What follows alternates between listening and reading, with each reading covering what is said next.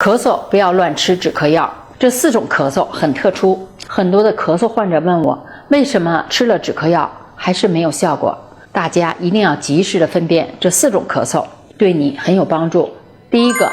咳嗽变异性哮喘，以干咳为主，经常发作的夜间，遇到冷空气或者灰尘、油烟这类的刺激性的气体时候，咳嗽就会加剧，这是哮喘前的一个阶段。第二个就是嗜酸性粒细胞性支气管炎引起的咳嗽，它没有特定的时间，偶尔伴有少量的白色黏痰，可选用糖皮质激素治疗。第三，食管反流性的咳嗽，这种多数在咳嗽的时候呢，伴有烧心、反酸的症状，表现在长期发作，会对消化系统和呼吸系统呢造成慢性不可逆的损害。第四，就是上呼吸道咳嗽综合征，表现为鼻部疾病，造成分泌物倒流鼻后或者咽喉部等。4种疾病呢都是以咳嗽为主，治疗上呢也不同，所以出现不明原因的咳嗽，一定要及时找专业的医生诊断。